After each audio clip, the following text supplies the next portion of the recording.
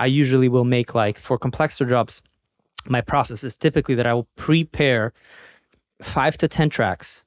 They all have widely different effects. One is going to be pitch an octave bit crusher. One's to be low cut with super high reverb. Just as weird and different as it can be. Then I start making the sounds for my complextro parts, and then I drag them up to random places to see if it inspires me. And sometimes it would be like wah, wah, wah, wah, wah, like a random delay, and I'm like, oh, maybe this should be in triplets. So you kind of inspire yourself, and then you know exactly what to do. So you kind of like build a machine that helps you get re-inspired. Wow. And then we were just sitting there like over the course of days, making tiny little sounds, coming up with like an idea, like I want something like how do we make Go.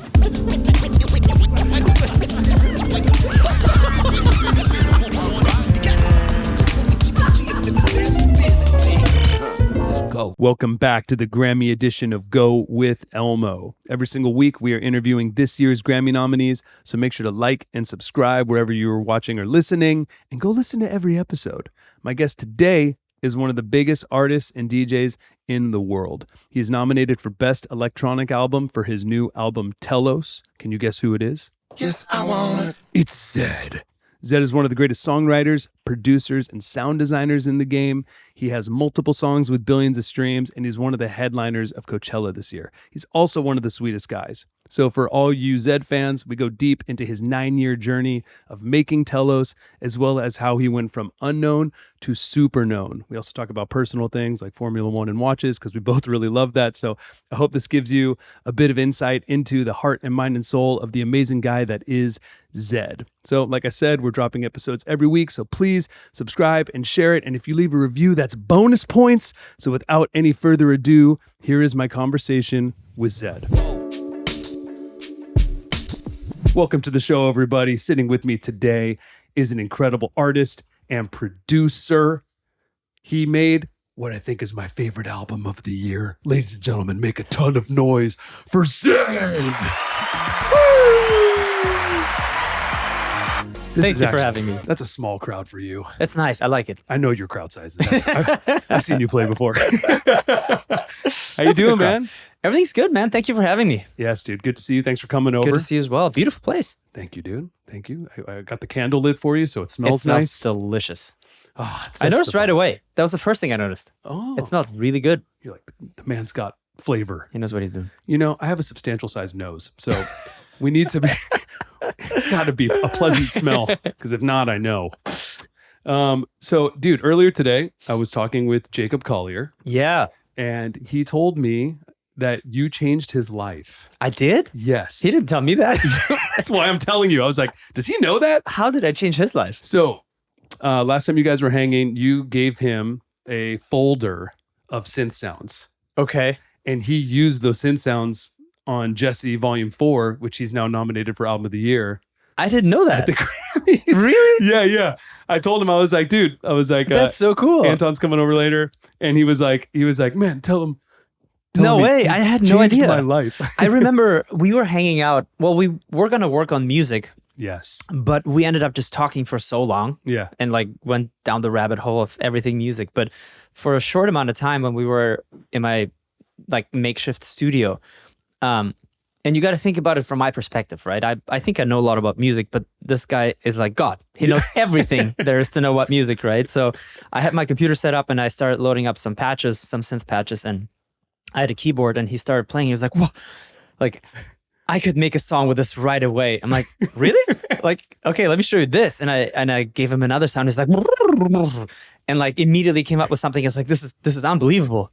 I was like, really? I'm just giving you some of the patches I made. That is really not that unbelievable. What you're doing is unbelievable. But to him, that was like crazy, because I guess he probably spends more time being the musical Jesus and genius that he is than like fiddling around with synth sounds. But that was really cool to see. And it's amazing to hear that. That's so cool. I'm really happy. I wanted to share that with you. Oh, thank you for sharing that. Man, and also I really want the two of you to make a lot of music together. That Yeah, would be amazing. I would love to. I mean, I love Jacob.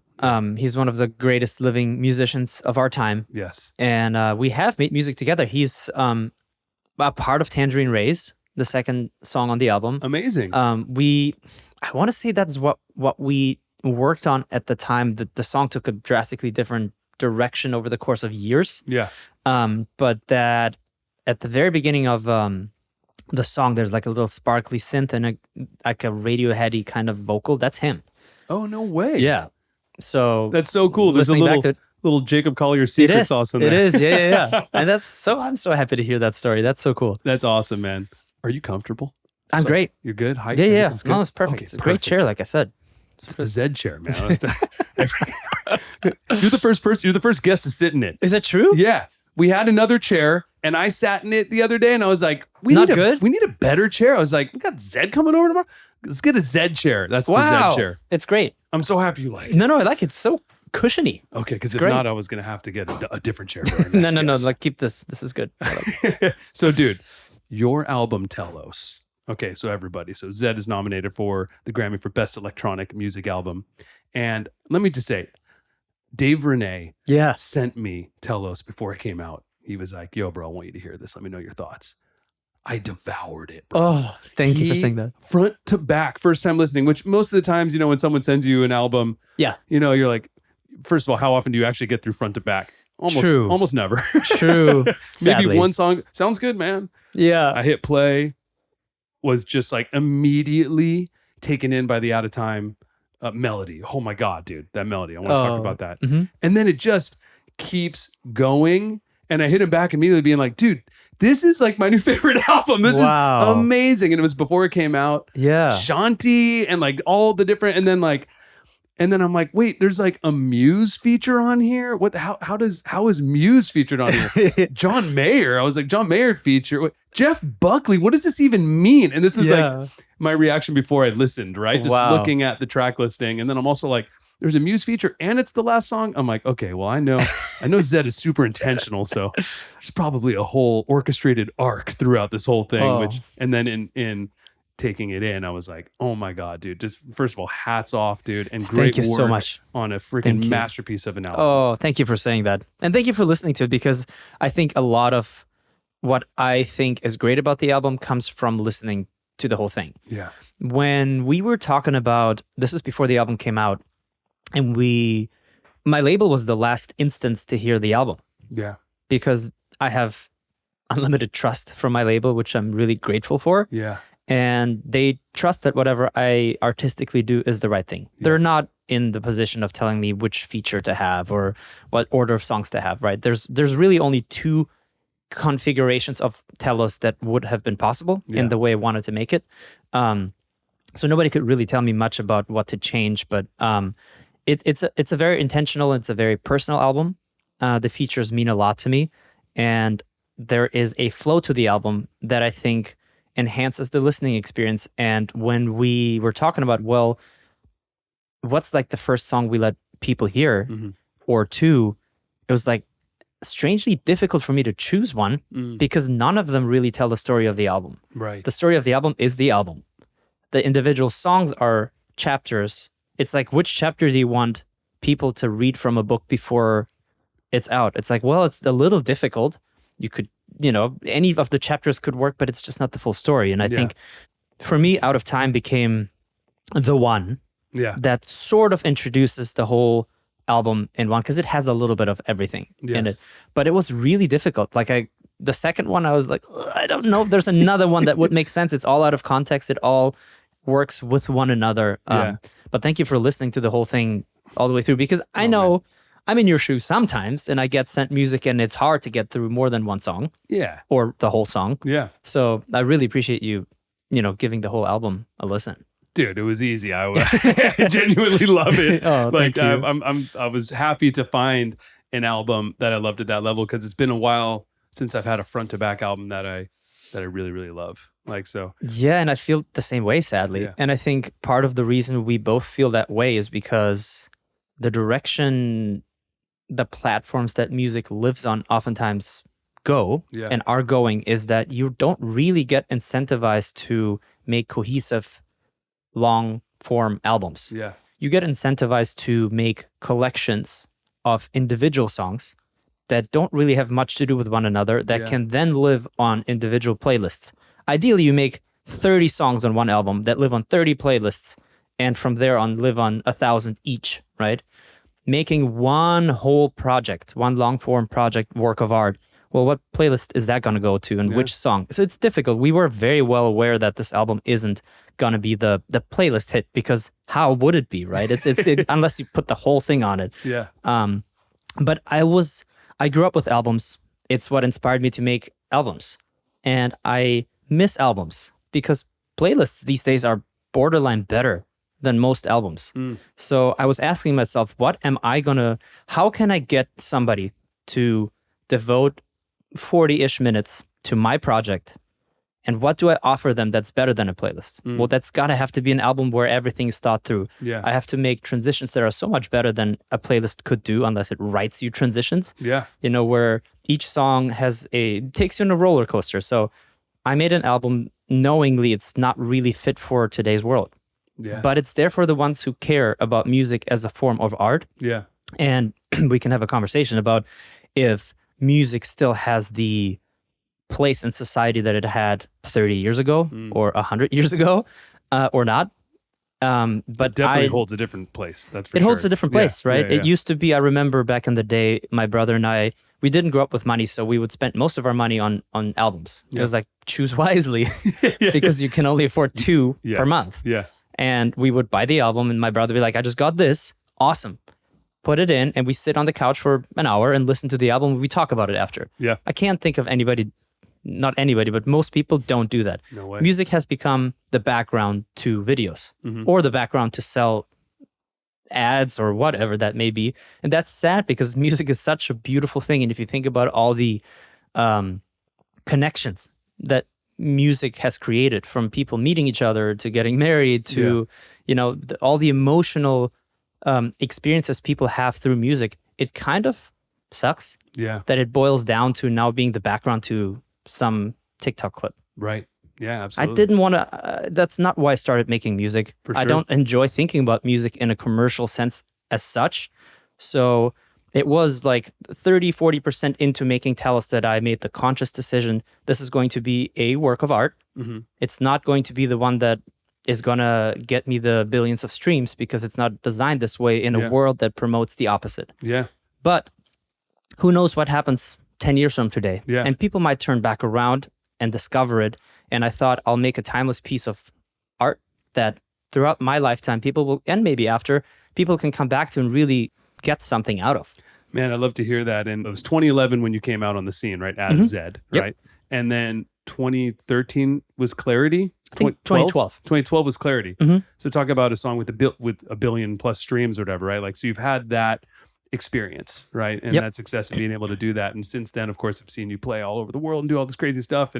But then you spent 9 years making this album. Like, that is an incredible amount of effort and dedication to a single goal, right? And for you to not lose that, also to be like, okay, along the way, let me get a couple of these other big hits out or do whatever. So like, hats off to you for even going on that journey. We were talking earlier before we started recording, we were just hanging about like how some things can take a really long time to build versus other things where, I mean, I know you could just go into the studio and knock out a great sounding song and I can, but it's not meaningful. Exactly. That's the difference. Yes. So your intent was that, and you stuck with it for 9 years to make this album for you to be happy with. Basically, my first album, Clarity, was born out of I've had so much to express and so much to say, right? I've just started making electronic music. I came from 9 years of being in a metal band, and prior to that, I was making classical music and jazz and stuff like that. So I came from a very different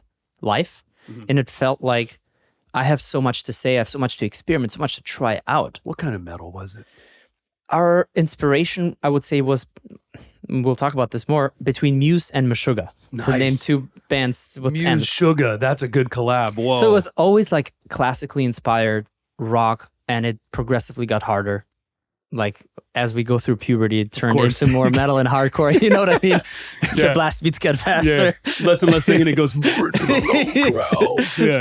So we went through all of that. And then I started making electronic music, and I was alone for the first time. Every decision we had in our band was democratic. We were 3 people So two would always decide over whether the hi-hat is closed or open. It's not like I'm the drummer, I decide. Everybody decides about everything, right? Every decision.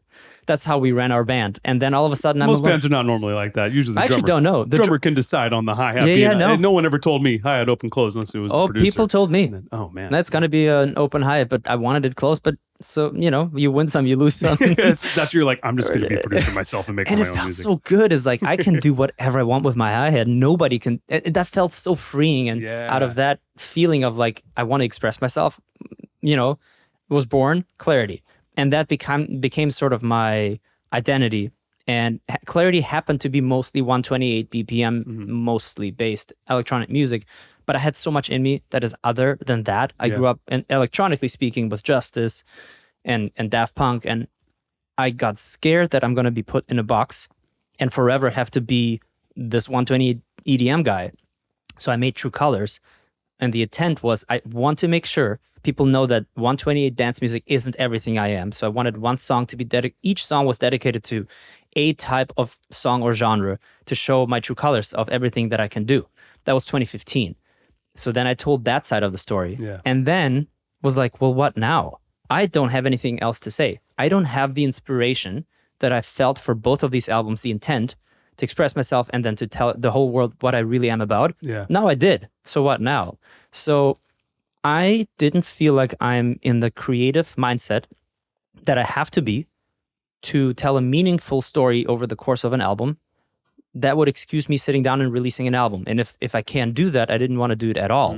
And I had a deal with my label, and I technically was supposed to deliver my album in 2016. Telos, technically. But again, I'm super thankful, for all the bad experiences people tell you about major labels. I've had an amazing experience. That's great. I've had, complete support, complete trust. My label never checked in. I was like, where's that album? Because they knew I'm currently feeling something else. So I decided to lift the pressure off my shoulders and just release songs. Because with Spotify coming out and all of the DSPs, it became a way to release music without needing to think about an entire project and meaning. For sure. That was really nice. And I was also really burned out at the same time. Yeah. Took a couple weeks off, had my friends from Germany fly in. We did everything that had nothing to do with music. And then I was like, okay, let's start over. And I made Stay. That was the first song I did after having some time off.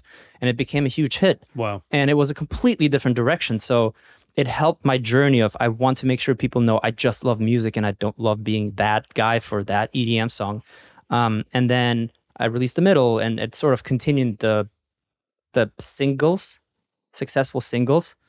But I still didn't have what it took to write a meaningful album. Yeah. Throughout the years, I've started songs. And But if I could just stop you for a second. Of course. Those songs were so massive that they were like bigger than any album. Like The Middle That's the irony. That's the irony. It was such a big song that I, just as a fan, didn't realize that you weren't dropping albums. That's awesome to hear. You know what I mean? Yeah. Like, because that song is so everywhere. You would hear that song, you still hear it everywhere. But I mean, for those period of a few years, it was just like, it took a lot of real estate. It took a lot of real estate. And then you still see your name playing all these huge shows and doing your thing. So there's no honestly, lack of presence of Zedd in there people's wasn't. lives. And I'm very lucky that those songs hit, because who knows what direction my career would have taken if those songs didn't hit.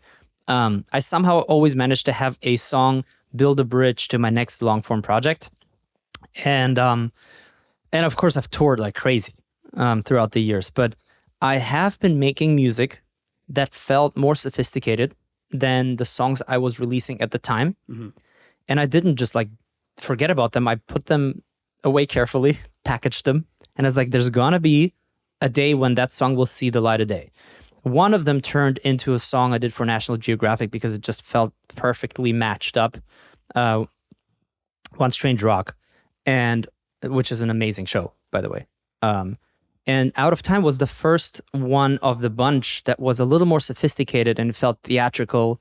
It felt very much inspired by the Muses and Queens and Silverchairs of the world that inspire me so much. And I was like, but I can't just release a song by itself.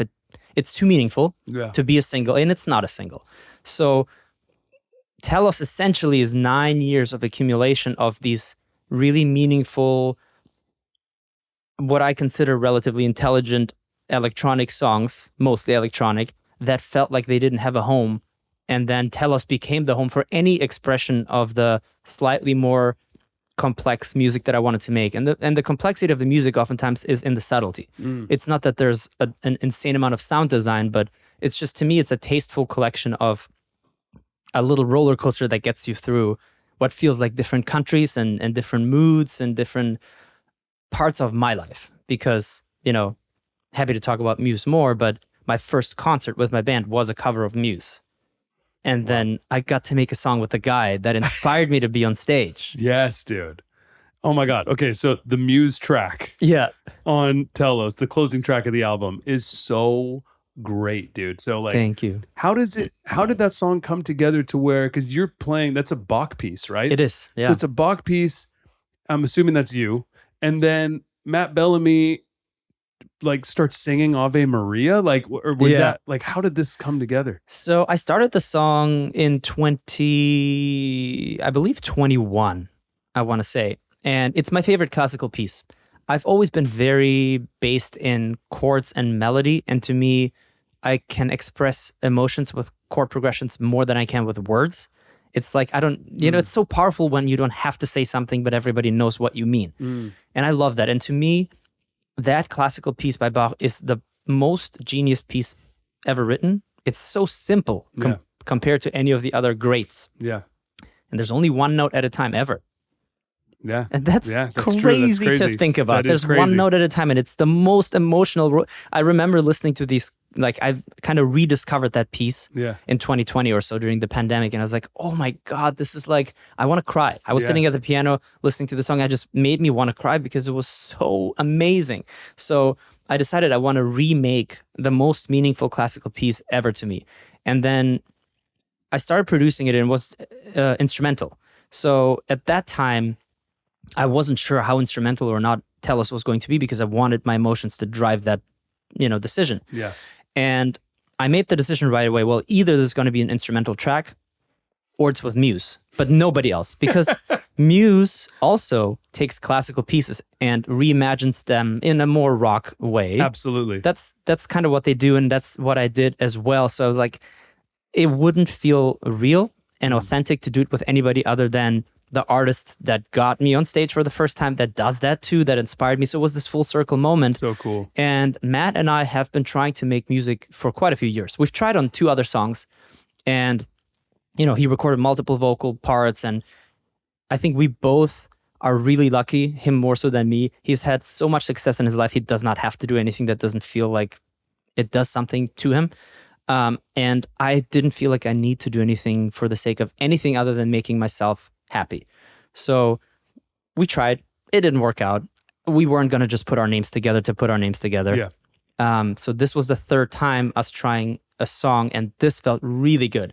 I sent him a demo like half a year before anything happened. And I was like, hey, what do you think about this? I felt like you would be the perfect fit. And he said, oh, love this. Leave it with me. Like, I want to listen to this a little bit more. And I haven't heard from him for months and months.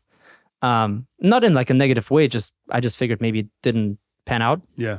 And then I was in the studio with the Gray Boys working on Shanti, and I got a text message. So like in the middle of us recording, I opened it, and it was an audio file. And it was like, hey, sorry, this took a while. I just recorded a vocal for this. And I was like, guys, Matt just sent a vocal for this other song on my album. So we listened to it, and it was this crazy moment of like, oh my God, I can finally see it come together. I understand what the song has to be. And working with Matt on the song was like, he's like the most professional musician I probably have ever worked with, because he records in the mornings. He does it all himself. Usually I have to record the vocalists. Yeah. I didn't have to record him at all. He has a studio. He's got his engineer. He recorded a demo. I played some melody changes on the piano, sent it back to him. He's like, oh, got it. Tomorrow, 9 in the morning, I'm back, and I'm going to be recording, So his spot is in Santa Monica. In Santa Monica. Yeah. We talked about Santa Monica earlier. But then he recorded some stuff, and I was like, okay, this makes me wonder if we could do this. And it was this really healthy back and forth. And I think it was a total of 5 recording sessions. And, the choirs are just larger than life, and nobody can do it as good as he can. And oh, it's so epic. It was so emotional to me. It just felt more than like a song. It felt like it sounds so cheesy to say, but every time we listened to that song while I was making Telos and I was playing it for friends, that felt like a moment everybody was like, what the hell was that? It felt really almost religious in some sense. Yeah. Well, it's also classical. The fact that song is like hundreds of years old, right? Yeah. So you're like you're coming based off that. And then you have Matt, who sounds like he's from another world, right? Yep. And Muse as a unit. Mm-hmm. And the power that holds with you, like, and it's so crazy too to think of you, like someone might just think, oh yeah, if Zedd wants a collab, he'll probably just go and do a collab. But for you to do something with Matt and then not hear from him for months is something that I think a lot of people could relate to, of like past, oh man, oh maybe that died, or maybe he's not interested in working on this or whatever it is. And then for months later that to just hit your inbox, like you never know when something is just going to like enter your life. Absolutely. Like and I think I'm so much an artist that believes in timing. Yeah. You cannot plan creativity. You can set up a session and hope that magic will happen, but you can't plan it. You can't say, I'm going to make a song with this guy on that day and it's going to be great, because you never know when the juices are flowing, right? So as somebody who works unbelievably slowly, because I will want to sit on the chord progression over the course of a week and change minor notes about it just to see if I can feel any other emotion, I need time to understand what I like and what I don't like. I respect artists taking as much time as they want, and I had unlimited time. I mean, I didn't have a schedule whatsoever. I was 8 years late anyway to deliver my album. So what is another half year? So I totally didn't even think about it negatively. I just thought that he needs some time, and then it came in and it was incredible. And I started finishing up the song and it felt a little, ever so slightly disconnected from this digital perfect sound, and now a human emotion that made the song so much better. Matt then said he would like to talk to the band and see if they want to be a part of it, because we didn't know if it's going to be with Matt or with Muse. Yeah. And he warned me that the drummer doesn't typically like EDM. So I was like, if he doesn't like it, that's perfectly fair, right? Yeah. I used to not like EDM too. And he shockingly loved it.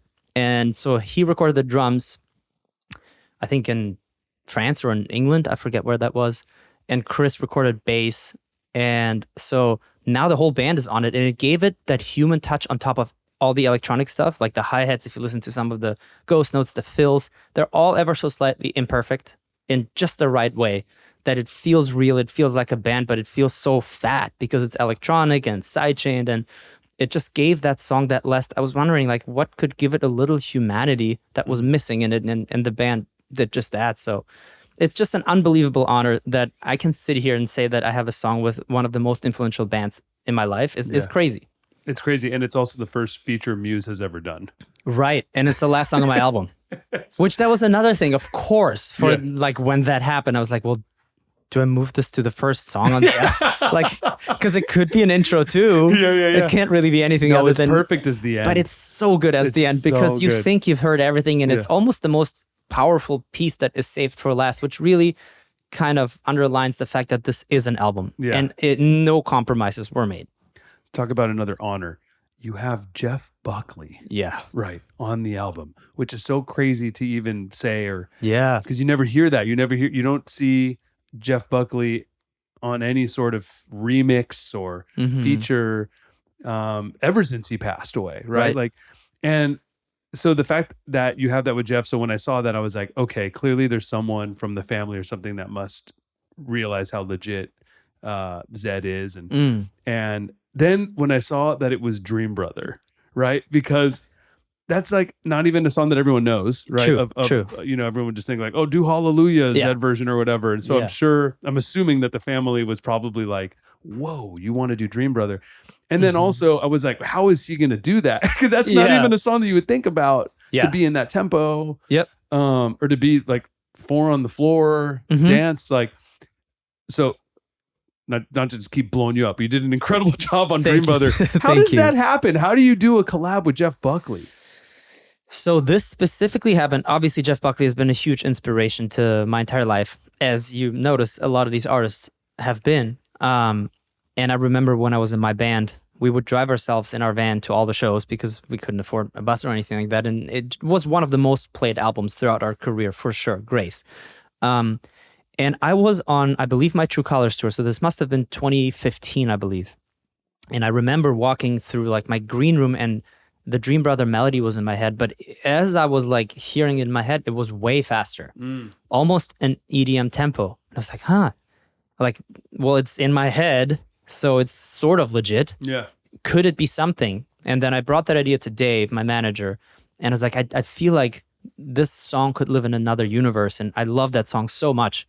So Dave reached out to the family. The family happened to really like my music, and they did, in fact, say that everybody wants to do Hallelujah, and it's like the most obvious thing, which feels like you would want to just kind of do a cash grab of some sort, but they really were touched by the fact that I asked for Dream Brother and not like the one that was obvious, because that song to me, it's such an emotional song. It's such a roller coaster in itself, and I felt like that would feel really good in a slightly more, in a slightly faster tempo.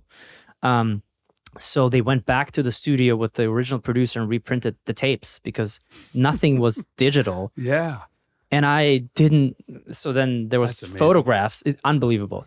There's photographs of like the tapes and what each track was labeled as, but not everything ended up on the record, and nobody knew what did and didn't.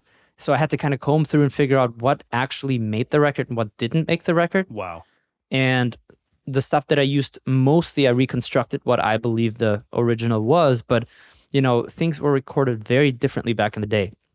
The way I did most of my albums is that the chorus is always going to be a lead vocal, a quieter double, and then a left right, and usually the left rights are double too, and like it builds this family of vocals. But how do I do this with somebody who can't re-record anything? So I sort of made my own doubles. So when you hear the chorus, it all of a sudden, if you listen in headphones in particular, it like widens drastically.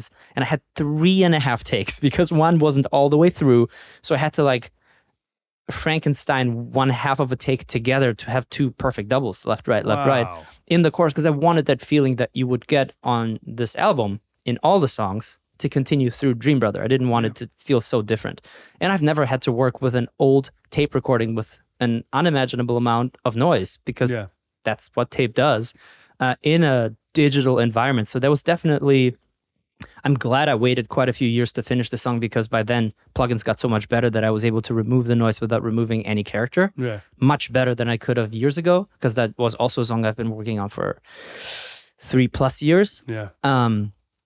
But yeah, to have Jeff Buckley on my album is an unspeakable honor. It's one of the most, I feel like one of the most influential musicians to musicians. Yeah, absolutely. Right? A lot of the times people are like fans of bands and they don't know that those bands probably wouldn't be who they are without Jeff Buckley. Yeah. And funny side story is that Matt Bellamy owns Jeff Buckley's guitar. Oh, wow. So that's I felt like throughout making my album, I built a family and a band. And that band became a part of multiple songs. Like Matt played guitar on DESCENSUS. He was already singing one, but he wanted to be a part of multiple songs. John played guitar on multiple songs. John Mayer, sorry. Yeah. John Mayer played guitar on multiple songs, and B is on multiple songs. It felt like everybody's like, I love this project. I would like to be a part of it. So cool. And came together to like, how can we assist? And it was such a long process. Yeah. And then everything fell into place. And I feel like every feature helped everybody else see the vision. Yeah. And even artists that did not want to be explicitly a part of this album, when I played it for them, without naming anybody, on the spot, they're like, okay, I do want to be on this. Yeah. So the music, I think, spoke through all the artists that are on it and kind of made most people want to be a part of what we all hopefully consider a really meaningful album. I mean, one thing is, of course, your sound design is like bar none, like some of the greatest ever. And we'll talk about that later. I want to get into that. But also, man, your work with vocals is amazing, dude. Like what you did to Jeff Buckley's vocal, sounds like he's like alive still here today. Like it's like a new take, but it still has his exact emotion and tone, like let alone. And of course, like that's why you have John Mayer and Matt Bellamy and of course like Remi Wolf and B and all these other people, because it's like you're gonna make them sound great. But they don't need me to sound great. They are all incredible and amazing, of course, but when you find someone with your touch and that's a collaboration together, right? And yeah, I mean, it's probably everybody has strengths and weaknesses. I definitely have my own, and I think my biggest strength is probably to get the most out of a singer. Ironically, it doesn't even have something directly to do with me, but I feel like I'm very good at guiding a vocalist to feel comfortable to hit the notes that they tell me they can't hit. And I will ask about people's ranges before we go in and like their highest, full voice and where the falsetto starts and prepare. Yeah.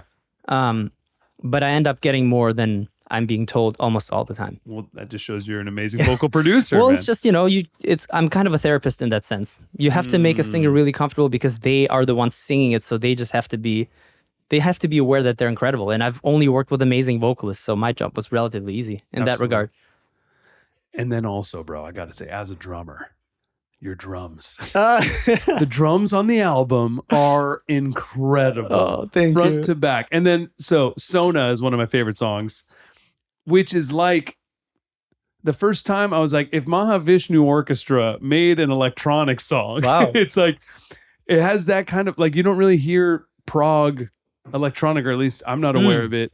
And it's done so well. And it's almost like you have like, it sounds like there's a drummer. Like, it sounds like there could be like a taste of like Billy Cobham or Dave Weckl on it, but programmed. But you do an incredible job. Thank you so much. Like, even with like Automatic Yes, there's like hi-hat fills into a splash. It's like, that sounds like a Weckl, like a fusion drum fill. Like, you're clearly a drummer. Like, you murdered the drums, dude. Thank you so much. And one of the most fun things for me to do in the process of producing is probably the drums. And I'm not talking about like making the kick sound good. Anybody can find a good kick.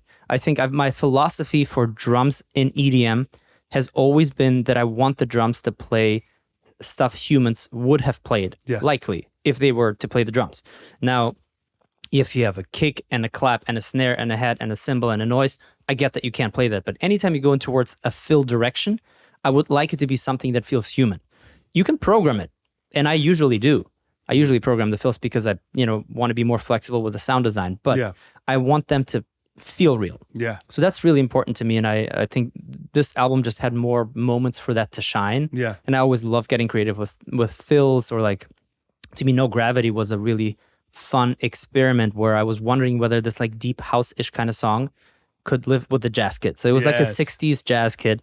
Very limited things because it was all with brushes. So it was very limited what you could do in terms of like what the plugin allowed me to do. But I was like, I wonder what I could get out of that. Yeah. And kind of stay with that. And towards the end, I ended up re-recording most cymbals with real cymbals because I did feel like the variation was significantly higher and it felt realer and it just made it live more. So that was a nice little thing that I kind of discovered in the last couple of days of making the record. I was like, I made it on Out of Time and it kind of made it live so much more. And I had my drum kit set up and mic'd already. So I was like, okay, let's just go through all the songs and like replay the cymbals because that's relatively easy to do. And but are you doing the drums ever, like, since you're a drummer, like do you have like an SPDS setup, or are you like are you just programming? I program most of it. I'm really good at playing the drums on keyboard because drums on the keyboard. I used to do that as a kid all the time. Yeah. There's a video of me somewhere playing a drum solo on a keyboard as like an announced thing, and now Anton's gonna do drum solo, and I'm just standing up like doing like this. So I've done this so much in my youth, so I still have that in me. So a lot of the times I will play the drums on a keyboard and then quantize them, and then I'll figure out the sound design for them. Yes. Sometimes I record them, like I remember in well, obviously, now that Muse is on it, they have re-recorded the drums, but I actually ran into a limitation of plugins because it was a 90-second long build-up where the drums like play snare, tom, and a kick, and slowly crescendoing. And I, of course, programmed it, and I realized you don't notice the 7 or so steps that they recorded in the plugin until you stretch it over the course of like 90 seconds. And then you immediately notice where the difference is. So that's why I started recording the drums on this album to begin with, because I ran into a limitation with plugins. And I didn't know of a plugin that would have had 120 or whatever separate stages that would really feel real. So this was before I had a drum kit set up. So we rented a drum kit just to record that. Yeah. Luckily, Muse jumped on the song, so I didn't have to worry about the drums. But that's Dominic's got good drums. He's got it down. He knows what he's doing. He knows what he's doing. Those drums were so good, by the way. Oh my God. I'm just, and that's why I go back to thinking that working with Muse was like one of the most professional experiences I've had. I'm not used to getting professional files back. I'm used to delivering them and clean. There's no pops.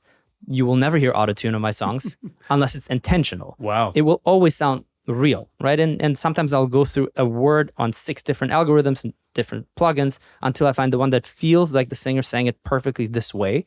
I've never gotten files quantized and like cleaned and compressed and maximized and like I just dragged them in. I was like, yay, we're good. That was so awesome. Like they put in, even with the bass, everything was so good. It was so pro. It's awesome. Dude. That's so great.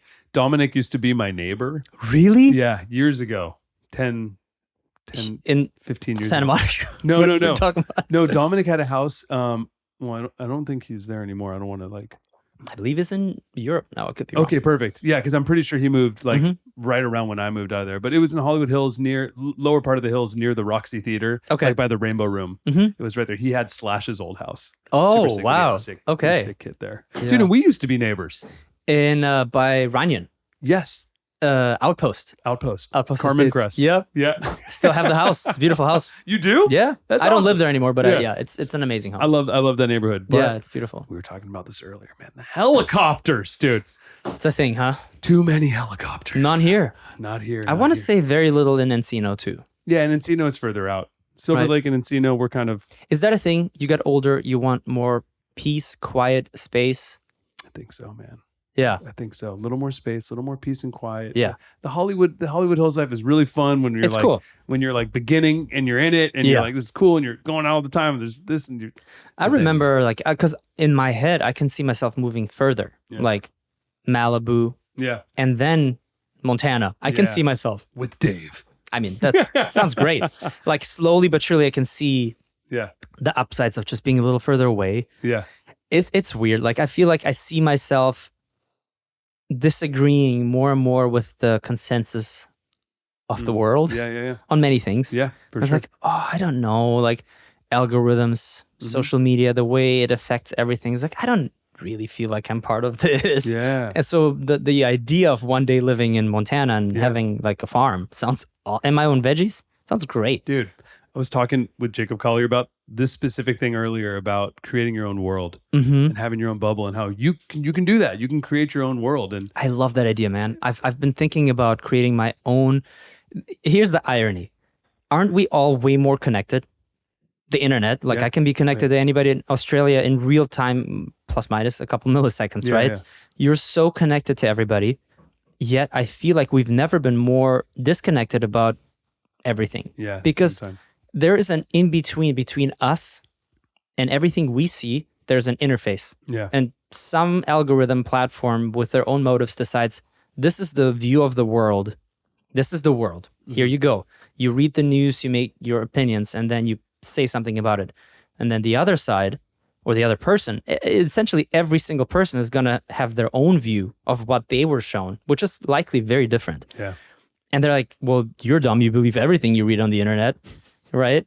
And then they disagree. And then everybody disagrees with each other because everybody has a different thing they see. So we think of the internet as this magical tool that connects us, but we don't really think about the fact that we're highly disconnected by so many, social media platforms and apps that kind of tailor our version of reality. yeah, To the point that when we speak up, we just really disagree. And the disagreement and the commenting is really helpful yes, to the ones facilitating the platform for us to disagree on. yeah, absolutely. And I see this and I'm like, oh, it's not even that easy to know what's true. Like, I'll gladly admit that I don't spend that much time researching like things that happen in our society. I research espresso machines and puck pressures and puck screens and beans and the stuff I'm interested in. yeah, yeah. I am so kind of That's okay.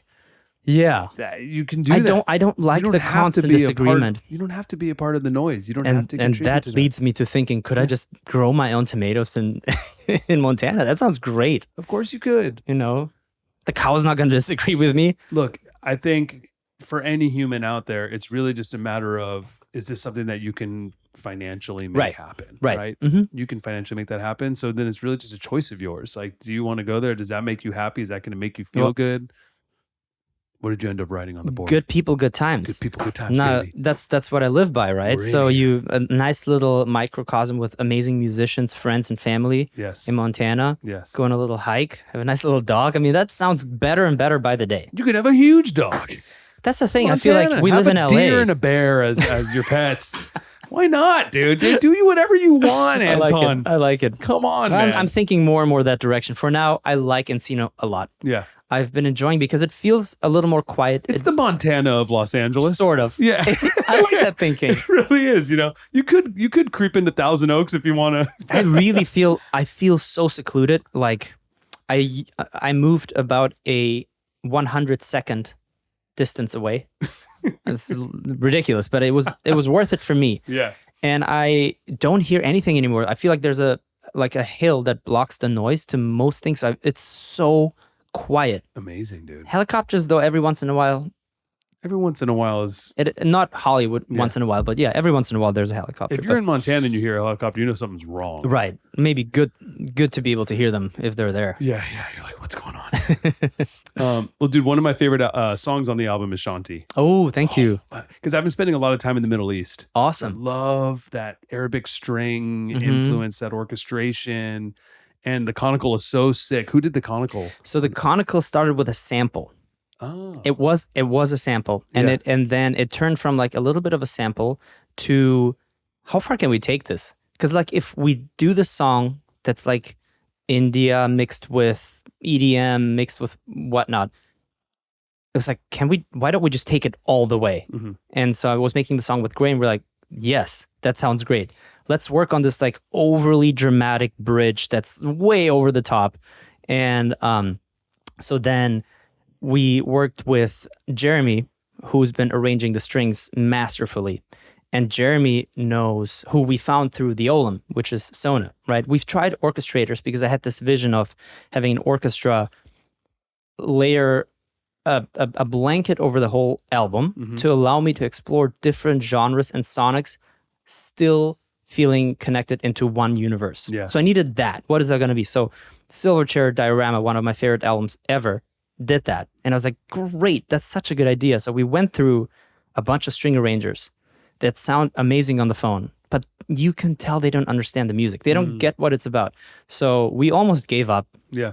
And so the Olam, the guys were like, oh, I'm so glad you're asking because we know the perfect guy. It's Jeremy. He's absolutely incredible. You're going to love him. So I get on a FaceTime with Jeremy and I explain my vision for the album. This is, again, quite a while ago. And we play him a couple songs. And in his face reaction, I was like, he understands because he picked up on the subtleties, not on the obvious like banger drops, right? So, and I was like, oh my God, he understands. And he orchestrated one song as like a test. And we're like, okay, he gets it. This is the guy. So I've worked with Jeremy for many, many months orchestrating this entire album. So then I hit up Jeremy. He's like, what do you know about this kind of orchestration? He's like, oh, I studied it. It's amazing. I have a little bit of a knowledge of that. I was like, okay, great. We're getting somewhere. And then he said, I know this girl, Priya. Priya is like really well versed in this space. So I was like, okay, we need to record choirs and we need to do it locally. Mm-hmm. So Priya assembled like a super squad of people. I forget his, I know him as BC. That's what I refer to him as. He's like the greatest. And he recorded what is like now the best sample library of vocals I've ever owned. Wow. A billion variations of everything you can imagine, perfectly arranged. And so I still have a lot of that in my repertoire. But we recorded all these people locally in India. BC Manjunath? The greatest. Yeah. Have you ever seen? Yeah, I've seen his videos. His Instagram. Yeah, like him and his kid. Him and his son, yeah. Doing the craziest rhythms ever. Like that stuff is on another level of complexity. Yeah. So yeah, he's on the song and these amazing singers that Priya arranged. So I didn't want to like, just take samples. We did want to do it real. Yeah. We did want to do it for real. So all the vocals are recorded locally. And I think our goal was to take it as far as we can take, almost to like absurdity level, but then bring it back with like a somewhat relatably like danceable beat in the background. Well, you nailed it, dude. Thank you.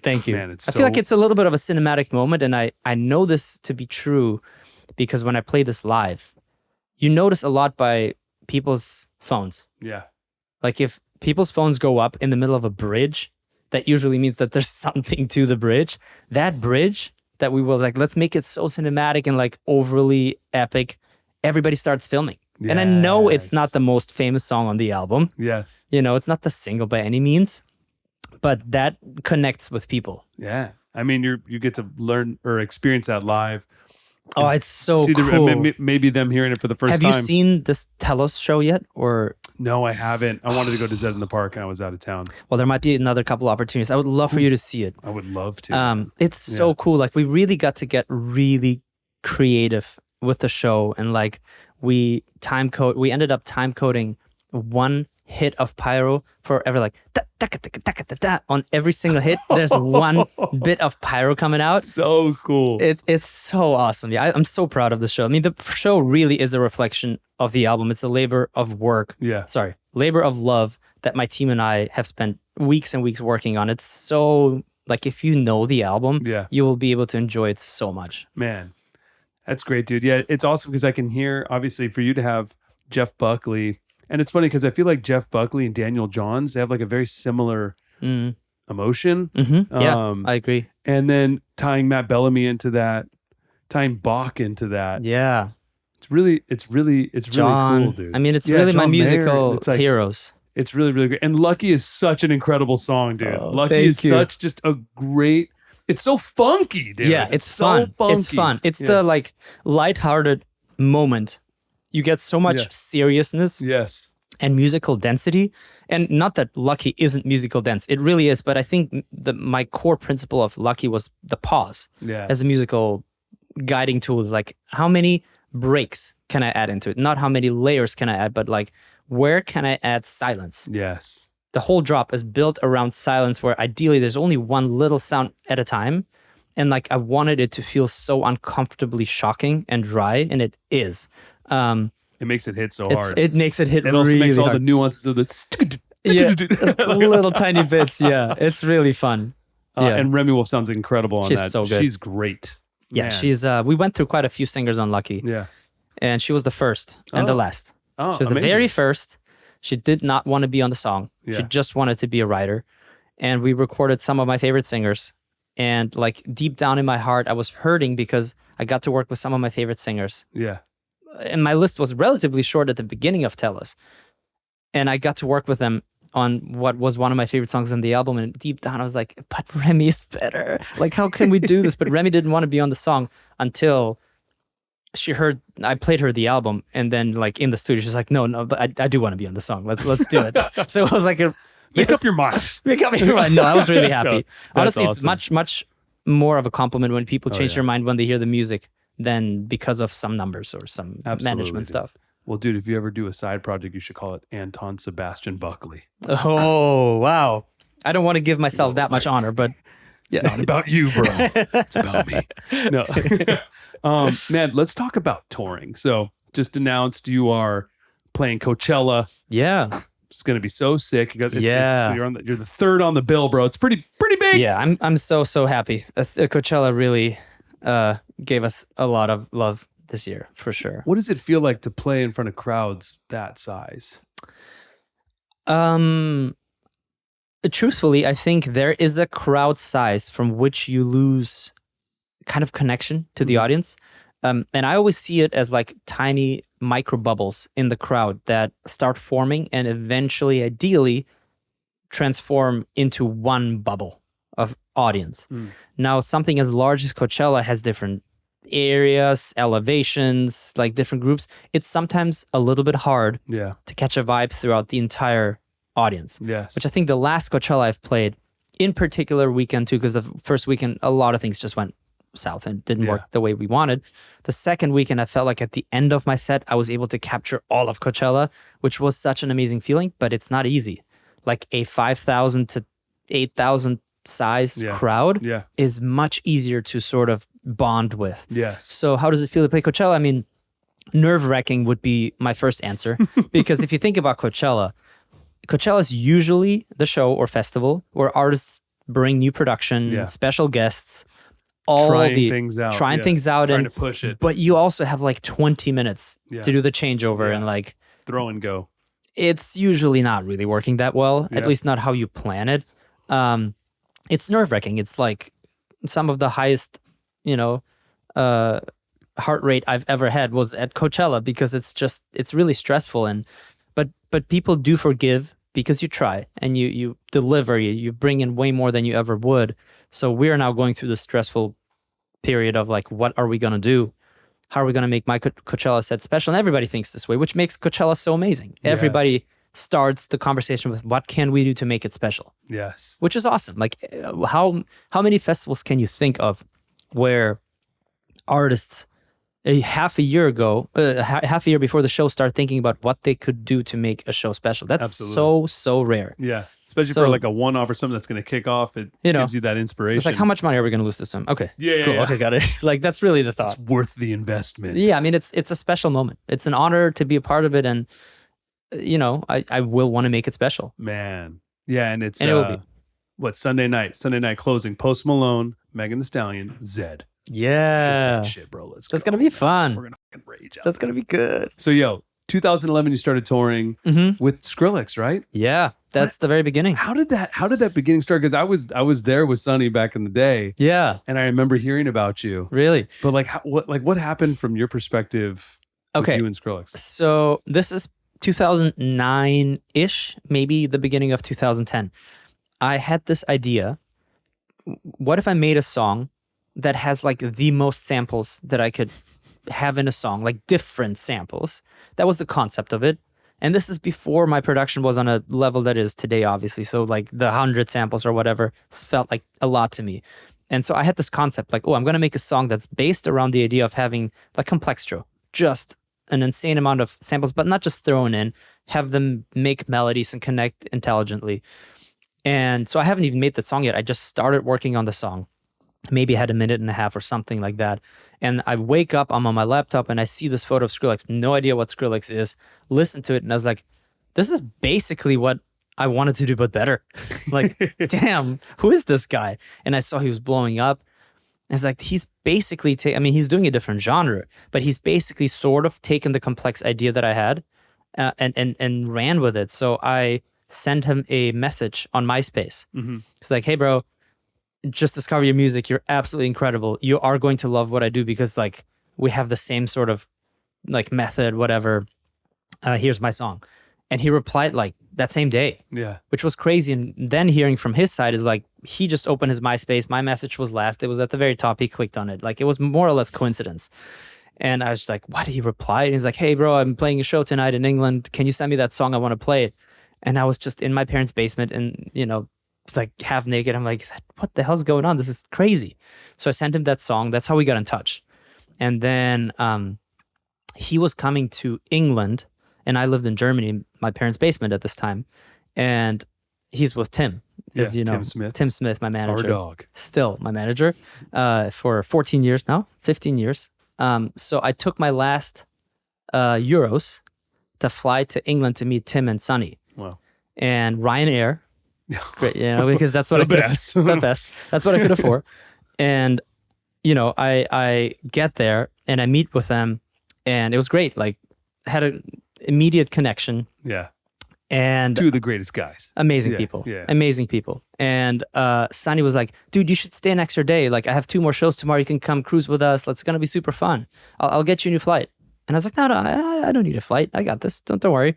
Meanwhile, I have no dollars left. Like this flight is all I have. So I like call my dad. It's like, hey, they want me to stay an extra day, but I don't have any money. He's like, well, we'll figure it out. Just stay that extra day. We'll figure something out. And like my family didn't have a lot of money to throw around for a Yeah. flight. So I stay Thanks, an Dad. extra day, sleep on the floor with Tim. And then we cruise around in the car. Sonny plays 2 shows. It was an amazing bonding experience. Yeah. And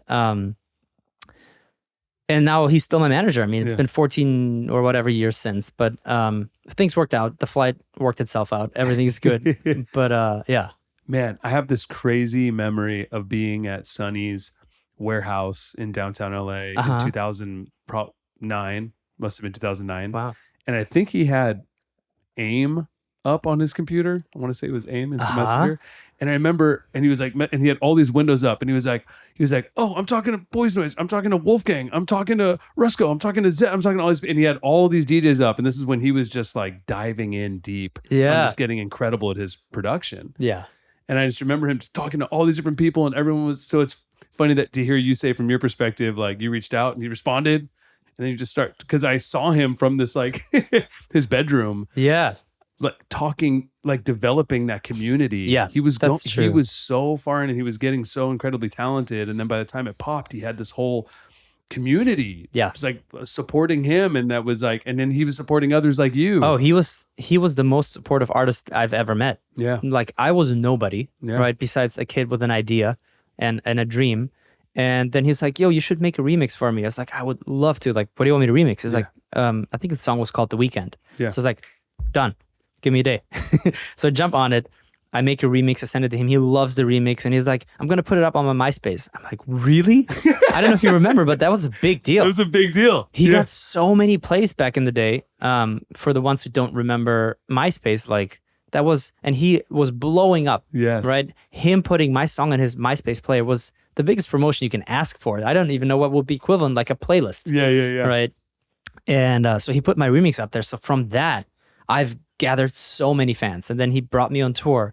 That was my first like EDM touring experience. Yeah, and it was fun. Like we were figuring everything out. We had no idea what we were doing. Like his production was very minimal in today's standards. It was me into Porter Robinson into Skrillex, and Porter and I were both using the Native Instruments S4 controller.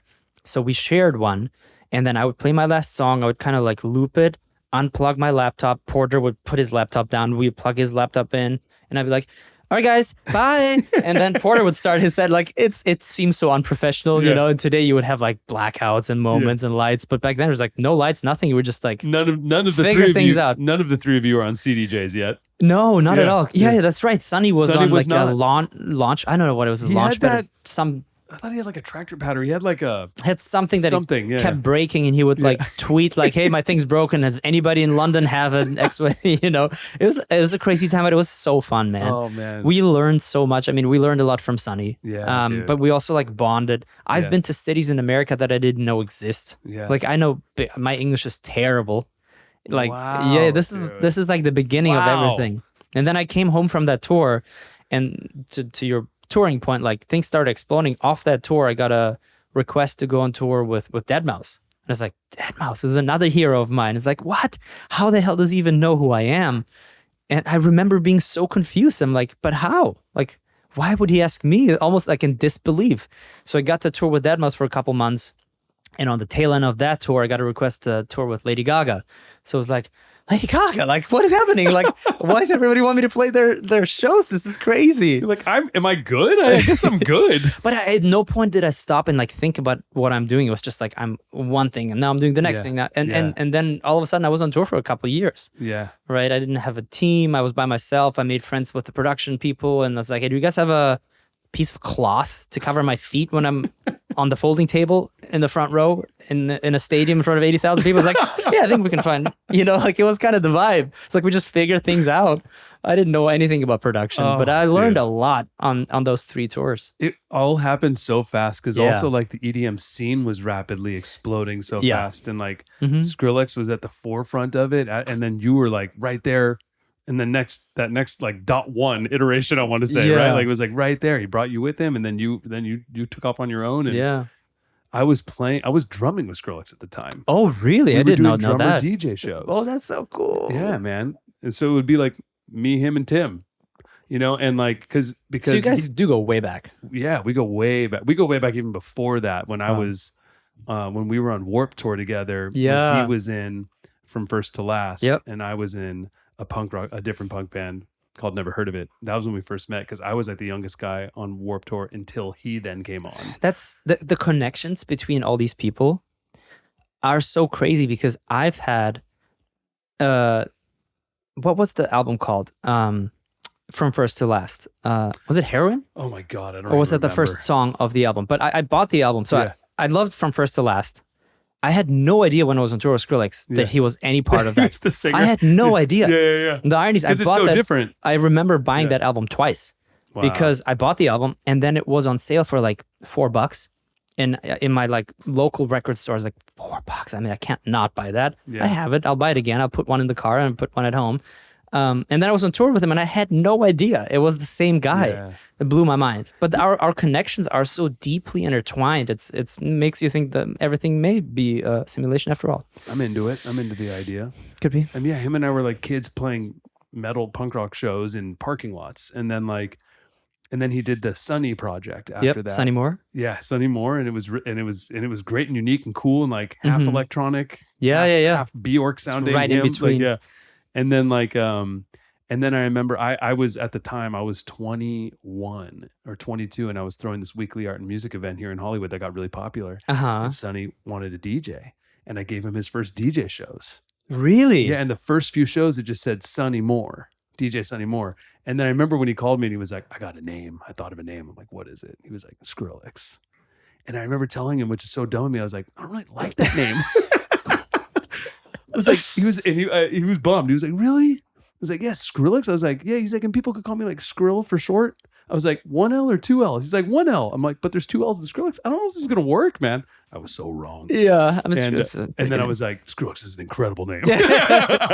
That's so funny. But so I put it, that was the first like Skrillex flyer. And then how were the shows? Like did people know him at that stage or not yet? So people recognized him because they knew him as Sonny, right? Because he was from First to Last. Yeah, from First to Last had a big following, right? Especially in that world, they were like they had a huge like cult following, right? So people knew him as Sonny, not as a DJ, not as Skrillex. See, not a single person had heard the name Skrillex, right? And if they were like, oh, DJ Sonny Moore, they would know him from that scene. If they came from that scene, crazy to think about. Because then he carried that scene into electronic, right? And then so the first it was at Cinespace. There was 3 rooms. So the first time he DJ'd on the patio in front of like 50 people. And he did really good. I was like, all right, do the little DJ room in the middle, which held like 100 people. And he did that. And then that was when he was like, I got a name, Skrillex. And I was like, do it in the theater. That's 300 cap. And he was like, will you drum with me? Oh, because then it'll make it more of a show. Because he wasn't on CDJs or anything, right? I was like, so what he was on the pads things, whatever right? that pad Ableton was. and pads. Yeah, sort of. It was a black. I don't remember what it was. I thought it was Native Instruments. Was it? It might have been. Anyways, don't quote me on that. He's like, no. Yeah. I think it was M audio. M audio. It was an M audio. Yeah, you're right. Thank you, Michael Bowden. Let's go. Yeah, it was definitely an M audio pad. Yes, because he had them all over his room broken. Yep, they broke all the time. They broke all the time. And so it was me and him, and we did it there, and we headlined it, and it was packed. It was crazy. And then we did it a handful of times, and then we ended up coming back full circle, and we did Warped Tour together as a duo, which was full circle for him and I, right, to be on Warped Tour together. And then he got the Deadmau5 tour. Yeah. And that's also for him. And then it was like boom, and then it was Stratosphere, man, and it was like so. But he was so incredibly amazing. Even in those early things, it was like, bro, you are on to something. This is insane. I remember reading about it. I was still living in Germany. Yeah. And I would see photos of Skrillex's sets on the Deadmau5 tour, like playing on the side of a stage. And there's a huge crowd. I'm like, wow, everybody wants to see this guy. This guy's like blowing up like crazy. Yes. Yeah. I mean, he Deadmau5 had like that cube thing at the time. Yep. Mm-hmm. That was the tour I remember seeing. Is like, it's crazy how things panned out. Man, that's so amazing. Big shouts to our boy Sonny. Yeah. That's so cool. Okay, I would love to talk with you about making drops. Mm-hmm. Like making drops versus making a song, I would assume are 2 kind of different mentalities, but like what goes into making these drops? How do you do it? I think making the drops is probably my least favorite part of making a song. So when I make a song, I think about the song zoomed out perspective of like, what is the purpose of the song? What are we trying to say? Kind of big picture. Now, when you zoom one level in, you got the intro, verse, pre-chorus, usually in electronic music, into the drop. The drop is like it's like chasing a tail. You make something amazing. You make an incredible drop that people recognize, and you have 2 paths. Either you keep repeating what people want you to make, and it's boring. You need to be satisfied as a musician, and your wishes have to come true. You have to work towards that. Yeah. And after I make one thing, I don't really want to repeat that. I want to experiment new things. So you have either the path of experimenting, going a different route where people are going to be like, oh, I missed the XYZ version of you. Or you repeat yourself and you do what's popular and you are unhappy. And that's the worst choice. Absolutely. You know, it's the worst choice in someone's career. But how do you make a drop? I mean, you first have to like, at least I like to approach it conceptually. I don't like to just mess around and randomly come up with a drop. I like to think about what's the purpose. Like the drop in No Gravity as an example. My goal was to make a super minimal drop with as few sounds as possible, but give them as much of the frequency spectrum as I can give. And there's like 3 elements total plus the jazz kit. But the main sounds are like the bass, there's this fuzzy, almost like paper on a speaker, flopping like noise layer, and like the chords and even the little accent notes is actually the same bass playing 3 octaves up. So it's really, really minimal. And I just want it to be fat, warm, cozy, and like groovy. So you come up with a concept, like what do I want to do? Oh, and my main thing is I wanted to avoid high mids all the way up to the sparkly highs as much as possible. And I wanted the information, the harmonic information, to come from the lower registers, which I don't typically do. Like my synths are typically very sparkly. They're very like noisy.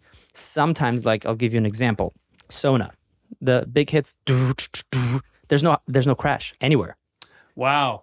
Kick and snare, no crashes anywhere. The synths are so sparkly Wow. that they give you the perception of crashes. Absolutely. Right? So if you listen back even now, you will think you hear a crash, but it's just a white noise. And it makes me want to drum along to it too when I listen And so to when it. I play it live, I do play the crashes, but there's not technically any crash in there. Yeah. So you save yourself a little bit of information. Don't front a house, no overhead mics. No overhead mics. But so to come back to your question, I start with a concept. So my concept was I want all the information to be really low, like almost a lower octave than you would typically do for everything.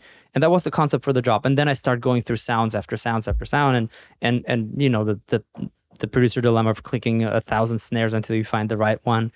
Still do that. And yeah, but I hate making drops. It's my least favorite thing. I think the most fun drop on my album was DESCENSUS. Yeah. And that was so experimental.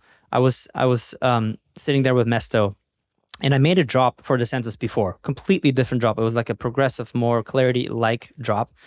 And at the time, it felt like it disconnected with the rest of the album because it felt like now I'm bringing 2012 in the way it was. And that didn't work for me. So I was like, what would 2012 feel like if I interpreted it today? And that was more of an like justicey approach, or back to my Complextra days. So we kind of like wrote little bits like, okay, how do we do? And we try, make like 20 different sounds. Different sounds, bass, high octave, this low, this sound. And then I usually will make like, for Complextra drops, my process is typically that I will prepare 5 to 10 tracks. They all have widely different effects. One is going to be pitch an octave, bit crusher. One's to be low cut with super high reverb. Just as weird and different as it can be. Then I start making the sounds for my Complextra parts, and then I drag them up to random places to see if it inspires me. And sometimes it would be like, wah, wah, wah, wah, wah, like a random delay, and I'm like, oh, maybe this should be in triplets. So you kind of inspire yourself, and then you know exactly what to do. So you kind of like build a machine that helps you get re-inspired. Wow. And then we were just sitting there like over the course of days, making tiny little sounds, coming up with like an idea, like I want something like how do we make and then we sit there and like go through plugins and like he's on his laptop, I'm on my, and like we just come up with different sounds, and then we ended up trying to intelligently splice them together. And then the mixing process was like, that song has like, I forget what it was, like nearly 300 tracks. Oh my it's God. It's insane. The amount of like, you barely even hear the details. There's so much stuff, but that was so much fun. Wow. Because the concept was like to get wildly creative. Yes. I don't enjoy making drops, EDM drops that are there to like make the crowd go crazy. Yeah. You know, like just that work. Like I don't really enjoy that. I love playing them, but I don't like making them. When Jacob's talking about you giving this folder of him of like to him of these synth sounds and stuff. So do you just sit there and make a bunch of sounds, make a bunch of synths that you're going to have as like instruments in and of themselves, and then like even if you're not using them in that moment, or are these like all kind of compilations of things that you've made for intentional songs? Both. So the way I do it is I make a song, And then if I make any sound that I think is really good, like I just made this perfect snare drum that consists of like 8 layers, I will bounce that out as song name snare, Yeah. right? Or if I have like fills or sweeps or like buildups of some sort, I will bounce them out. Sometimes I'll make a patch that I love. It's like, wow, this reminds me of this, but it doesn't fit the song. I will save it. But my typical process is after I'm done with a song, I have my engineer go through my entire session and bounce out everything that made it. The kick. So it's going to be no gravity kick, no gravity snare, no gravity clap, 128 BPM shaker loop. Like I've recorded almost all shakers. I found this amazing shaker at Guitar Center, and it was like, this is the one. It's like, it was a $3 thing. It's on everything. It's perfect. So like he will bounce all the shakers that I played in all the tempos. So now when I make a song, I don't have to re-record the shaker. I just go through my 6 recorded tempos and just like pick my favorites. So I have this giant Zedd, it's called Ultimate Sample Library. And it has all my samples that made it on all my songs from pretty much day one, separated into single hit samples, loops, fills, everything. So now I don't have to start from scratch. Right. I don't even know if I gave Jacob that or whatever. I don't even remember that anymore. But like I do have these like libraries of everything that I have made. I don't usually have time to sit there and just make random shit for me to one day come back to. Right. I don't really do that. But I do save everything that I make that is worthy. Yes. You got these little life-changing folders for sitting in your hard drive. You have no idea how happy it makes me to hear that he was able to use it. Dude, yeah. That's so cool. Yeah, man. Absolutely. Let's talk about some life things. Let's talk Formula One for a moment. I know I see you at the F1 events. We were at Miami together with Spence. Mm-hmm. Shout out to Spence. Shout out Spence. Who's your driver? Who's your team? So Lando is my best friend in the F1 circuit. Love Lando. I will always have his back. Yeah, I love that dude. He's also super into DJing. Yeah. We've had some like 3-hour-long back-to-backs. This was crazy. Like this was, must have been Austin, I believe. Maybe it was Miami. I honestly actually don't remember where, but he did his race and then we met up for like a dinner. And then I was like, I'll find us a place to DJ. If you want to DJ, we can DJ together. So we had dinner and then we just walked back and started DJing for like a couple hours. And then we wanted to keep going. So we're like looking at shows and Deadmau5 was playing with Eric Prydz at this club. So we're like, well, we could go to Deadmau5 and Eric Prydz and like maybe DJ there. So we went there and then Eric finished his set and we're like, is it okay if we play some music? And like, yeah, of course. So we just like took over and literally they had to kick us out. Lando would not stop like playing. He did not want to leave. So he's definitely got a passion for music, which is awesome. Is he good? He's good with a little guidance. I would say a little Zedd help. A little help. I think, I mean, when people aren't super familiar with CDJs, sometimes they, hit the wrong things. But yeah, with a little nudging can't fix. Okay, well, what about you in an F1 sim? I have been in a race car before. I've done the first lap, and I've never been more scared in my life than. Oh, you mean the hot lap? Is that what it's called? The hot lap is when they do it with. Like, were you driving with Lando? Was Lando driving? No, I was driving with Mario Andretti. Is that his name? Mario? Is he in like the legendary driver? Yeah, Mario Andretti. Mario Andretti. Holy shit! He drove me.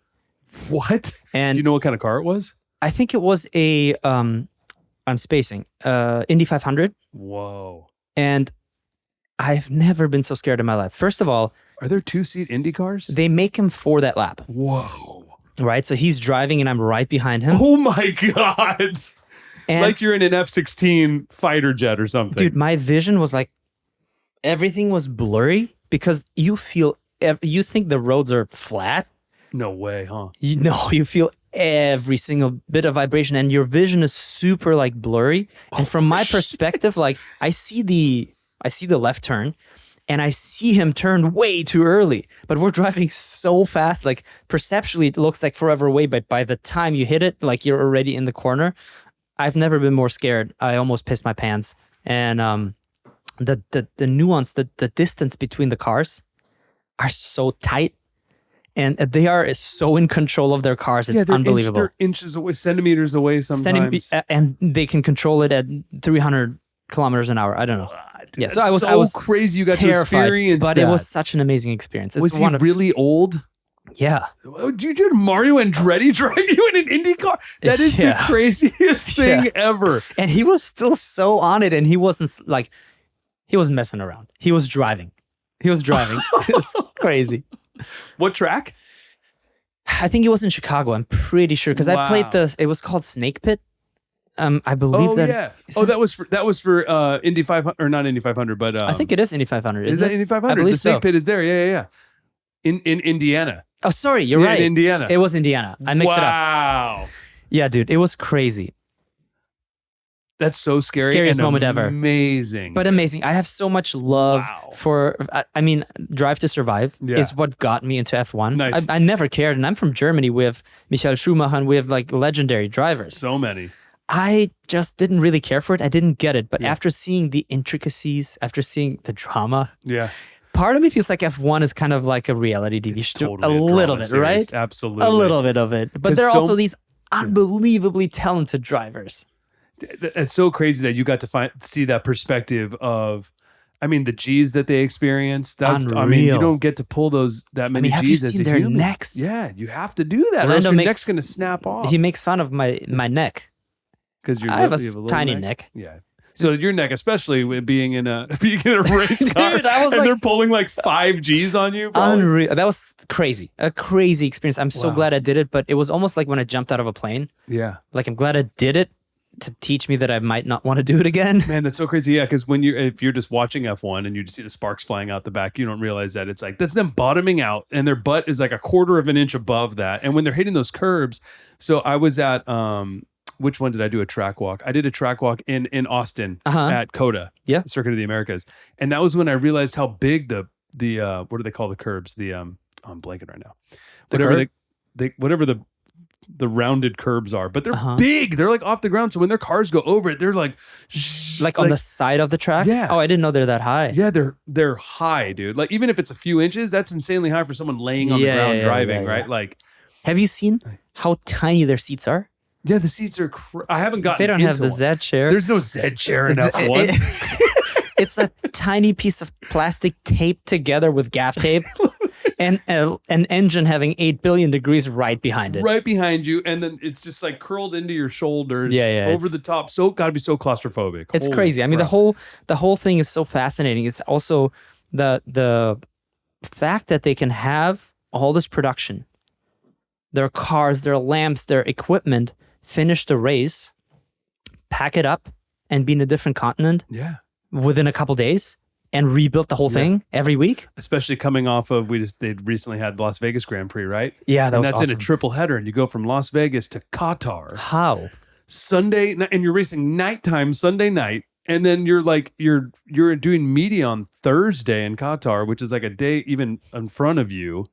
I don't know how they do Their it. schedules are so like you think I have a crazy schedule and nothing. Like I was gonna meet with Lando and he shared his schedule with me and there's like the 10-minute breaks are penciled into the schedule. Like from 6:18 to 6:28, you have 10-minute window. It's like, I don't want to take your 10-minute window. He's like, no, I'd love to talk to you and That's not think about crazy. F1 for Yeah, a probably, moment. Not maybe. have people asking him F1 questions. Is that a race weekend? Yeah, schedule? it's always a race They have weekend. so much media they got to do. So much, it's crazy. Sponsors. That's why it makes me feel like you're you're definitely an athlete, but you have to do all these commitments. Yeah. So much media. I mean, I'm sure they're still filming the show, the Netflix show, because it's wildly successful. And that's why you got Verstappen being like, fuck the media, I'm not even doing this. He can afford to do it. He's that good. He's that good. Yeah. Man, but Lando had a great season. Amazing season. Let's so proud go. of him. I mean, look at where he was last year. I know. McLaren's turnaround is insane. And for McLaren's, I know we're taping this on 2 days before Abu Dhabi Grand Prix, but they're going to get constructors. I'm crossing my fingers. You know it, dude. Yeah. And Lando's going to take it. second. Lando's getting second. And I would love for him to. but for next year, but even if Charles comes and takes second, which I don't think will happen, even the fact that he's getting third compared to, True. his last year's, but Lando's going to get second. But I'm so excited for next year for McLaren versus Ferrari Yeah. versus whatever There's Mercedes so much- tries to yeah, versus Ferrari's gonna Aston be crazy. Martin with Aston Martin getting Adrian Newey. It's so much changing. Bro, it's going to be Is a great... Verstappen still going to dominate? See, that's the crazy thing because they make these big changes to their cars Yeah, now, essentially, yeah, and nobody really knows how Yeah. it translates. absolutely. And tiny little changes can change the course of the entire season, as we saw with McLaren this time. Yeah. They were struggling so hard, and all of a sudden it's like, oh, never mind, we did it. We're good. And Red Bull was dominating beginning of season, and then all of a sudden they couldn't win a race for Right? 8-10 races or whatever it was. Yeah. Like, I know. And so now Adrian Newey leaving Red Bull, like the chief designer, moving to Aston Martin. I wonder how that affects That's things. going to affect Red Bull. Like, that's a huge hole to fill. Mhm. That's your main guy building that race car. But That's the also, main Ferrari's going to be so fascinating to watch. Ferrari with Lewis Hamilton over there. Lewis, look, I have a Lewis Hamilton mug right now. Nice. Team 44. But Lando is my other favorite. I love Lando. I love Such a good dude. I love the nice guys, man. I want the happy guys that are I do having too. fun. You I know do what I too. mean? Like, I do too. give me some personality, have some fun, make Yeah. some jokes. Like, Yeah. so No, they're that's what I all. like about Lando is like his goofiness, and then Yeah. Lewis is more like he's holding that inspiring Yeah. figure. But you know? I respect him so much. I mean, he's, when it comes to like professionalism, yeah. it's hard to find somebody more professional than him. Yeah. Even when people treat him unfairly, he will be so grounded. It's really inspirational to see, right? Absolutely. If you talk about not reacting, like one weakness of mine, and Dave and I talk about this all the time, is like we have a weakness of sometimes being emotional. Yeah. Like we're driven by emotion. My music is driven by emotion. It's hard to sometimes switch it off when it comes to business, Yeah. right? And you look at him and he's like being cut off and crashing into a wall because of somebody else. And he's like, yep, mistakes happen. And you're like, fuck this. I don't know if I'm allowed to say that word, but You can say anything. It's a podcast. yes. There's no It's rules. really, I really commend Commend. how he can behave so rationally after such an emotional race. I mean, it's Absolutely. incredible. Especially because he got ripped off. Let's be real. But I was there. I was at Abu Dhabi Grand Prix. Oh, you were I there? was there, bro. Do you understand what's going on when you watch it, or do you kind of like follow? I was at one of the final turns. I forgot what number it is. Turn 18 or something. I was at the turn when at the very end when it was like Verstappen and that was Hamilton neck and neck. Oh god, I was watching it on my phone. I had a show in Berlin. I was that turn, bro, and I was in all Hamilton gear, and I was surrounded by a sea of orange Verstappen fans, right? And that whole race. I hope you're into F1. Okay, and that whole race Lewis was up 18 seconds or something, killing him. Yeah, crushing Verstappen, and then that whole bullshit happened. Latifi, get out of here. Brutal. The crash, and then with the race director, let's get out. But dude, it was confusing because like remember they had all the lapped cars bullshit was happening. So like it was confusing even watching it. Like, what is happening? I was sitting here and Because then they're making the decision as they're driving, right? yes. The FIA. They're It's kind of trying like, to- exactly. okay, this, what? And then they broke a rule. So I was confused because like the crash happened far away and we heard the crash and there's a safety car. And it was like, okay. And then there was like 6 laps of the safety car. I was like, this is a long time. Then all of a sudden, right before when it was like, okay, we're on it was the lap before the final lap. Then all of a sudden you see Terrace Martin's FaceTiming me right now. Do you know Terrace Martin? I don't. I'll call him back. Anyways, extra should I answer? It'll be funny. Absolutely. Terrace Martin. I'm on the podcast with Zedd, bro. How's it going, man? How are you? Pretty good. Just talking F1. He's nominated for Best Electronic Album and he's headlining Coachella. He says smoke something. Smoke something. I've never smoked. Oh, that's the face, guys. Yeah. That's the face. I've never smoked anything. I'll hit you later. I'll call you after. All right, peace. This whole race, watching on my phone at like minus 1,000 degrees because it was freezing outside, it reminded me so much of Mario Kart when you're in first and then there's the blue shell. You see it coming. It's like, it's going to hit me. It's going to hit no one else. And it hits you in last second. You're second and you've dominated all race. It really, like, that's the best metaphor I can think of for that entire Grand Prix was like the blue shell. Yeah, dude. You spin out get punished for being first. for being first, man. Oh, yeah. So I had no idea what was going on. All of a sudden, right before the final lap, the safety car's there, and I see Verstappen up against Hamilton, and all of a sudden Ricardo passes because they let Ricardo and like one other car or a couple other cars just pass them, but not all the cars. So we were all like, "What's going on?" Because we're not watching on TV. There's no commentator. That's You what I can mean, see right? The It's screen, but quite you can't- confusing. They blast the commentary, but you can't actually hear it. Especially where I wasn't at Abu Dhabi. At Vegas, I could hear it more. They did a better job at Vegas, but Abu Dhabi, I couldn't hear shit. So you're like, "What the hell's going on?" And then all of a sudden, last lap, they're like, "Final lap," and then they're racing, and then all of a sudden, Hamilton and Verstappen are like this, and Verstappen's in the lead.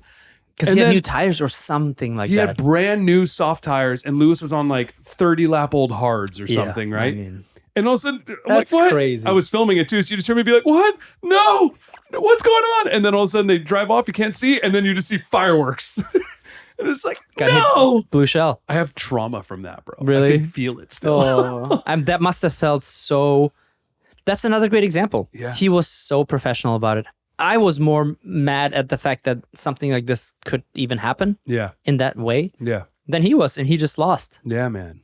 What a pro. Unbelievable, dude. How he could go through all that adversity, still get back in a car. I mean, he's about to race Abu Dhabi Grand Prix this week. How are you going to get in a car and race Verstappen again, like with that trauma? I have trauma from it. I'm not even, I'm just a fan. Like, if I have that, how do you feel? Then it's Yeah. like,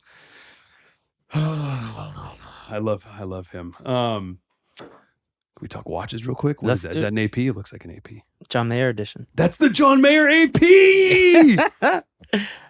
I immediately saw it. Here we go. I got a date just over here. Oh, ho, ho! Oh, that's a beautiful one. It's the John Mayer AP. This is Your watch guy. yeah, Watch guy knows. I'm a watch guy. I feel like I have a big it's Yeah, I have a fit me. tiny wrist. I gotta. Damn it. Apologize. Dude, this is gorgeous. I've never Right? actually seen this one in person. It's so nice in person. It's How they do all the crystals. I've watched a video on how they do the galaxy or whatever. so cool. Wow, man, gorgeous. Thank you. I love Did you this get watch. this from him? Well, he allocated it to me. Thank you, John. Thank you, John. This feels so light right now. Yeah. Well, this is a heavy one. On That is stage? a heavy watch. That's beautiful, dude. Thank you very much. That's I got into watches Man, way too much. I don't know if that's a thing or not, but I really got into watches. that is definitely a thing. I'm way into watches. Yeah, I my got to- Instagram feed, like my explore page, is like it's like watches, tennis, F1. Oh, tennis as well? Yeah, I love tennis. Yeah, I didn't get into tennis this way, but I think my Instagram feed is the reason why I got into watches. I Yeah. clicked on one thing and it showed me more. Ironically, John Mayer got me into watches indirectly because my friends were trying to get me into watches because they all love watches. And I'm like, I don't, why would I wear something Yeah. that doesn't tell me when my text messages come in? If I can have an Apple Watch that tells me the time as well. And I just couldn't get into it. And then I saw a photo on my Instagram feed of John Mayer wearing the Rainbow Daytona. Yeah. I was like, I feel like I could rock that watch. And I got one singular watch. And The then, Rainbow Daytona? You got, no, oh, I okay. wish. Yeah. It was like a wannabe. Yeah. It was a, Still a Rolex? it was a Rolex. It was customized by Matt Paris. Awesome. And it's kind of a rainbow version of it because I thought you can always wear that anywhere. And I was doing a photo shoot for a Vegas day club. Yeah. And they were like, it's a little too heavy. Do you have another watch? Like, I don't. I guess no watch at all. And I was like, okay, I need a light watch and I have a heavy watch. I was like, okay, maybe white gold, yellow gold. Yeah. Okay, one rose gold. Yeah. And it was over. Now I need a leather strap. Now I need. and now I'm so deep into it. Oh, it's great. I did like They're a good whole investments, trip man. with Patek Philippe Wow. in Switzerland in their factory Sick, dude. for 3 days. Got to meet all the people. We got to try Yeah. making some of the parts ourselves. Yeah. It is so hard. Man. There's so much that goes into this tiny little piece. It's unbelievable. So my love for watchmaking and creation got exponentially lifted by actually meeting all the people working on them. And Have you talked with John Mayer about it? about watches, Yeah. that's the first third of our sessions where He said something that was so romantic about watches that made my watchness go too deep, Uh-huh. right? Where he was talking about them being timepieces, but for the sake of representing a piece of time from when you get it and what that watch means to you. And 100% every agree. time you wear it, thinking of that accomplishment or that whatever it is. Yeah, I 100% agree. I want every watch for me to fill a void, Yeah. whatever that may be, something special about it, because I do want to remember what that watch means to me. Yes. And I agree with him completely. Like, I remember when I got it, or like when I saw it on Instagram, and I was asking the guys, like, what is this watch? Yeah. How long do I have to wait till I can get it? And now, like, every watch has to be somewhat unique. And I've learned also through John, to like say no and really define your taste. Right? It's like with music, there is no right or wrong. I don't care about watches that increase in value. Yeah. I have a lot that do, and I have a lot that don't. Yeah. I care about sort of creating a collection of pieces that mean something to me. Yes. So somebody be like, "Oh, you got no taste. How could you have this?" Well, because that actually means something to me way more than the watch that's worth a lot. That's so cool. Well, man, it's been great hanging with It's you. such a good hang, man. Thank you for making the best album of the year. Everyone vote for Zedd, the Grammy voting members, electronic album of the year. This could be album of the year, in my opinion. I think we're out of time. He came prepared. We're out of time, guys. Oh, and it stops. And it stops, yeah. I like this. And you know why I had you on the pod? Because I'm... Give it up for Zedd, my man, Anton. Let's go! Thank you. Go with Elmo. Go with Elmo. Go with Elmo. Go with Elmo. Go with Elmo. Go with Elmo. Go with Elmo. This is the stuff, man. This is the best podcast I've ever been on.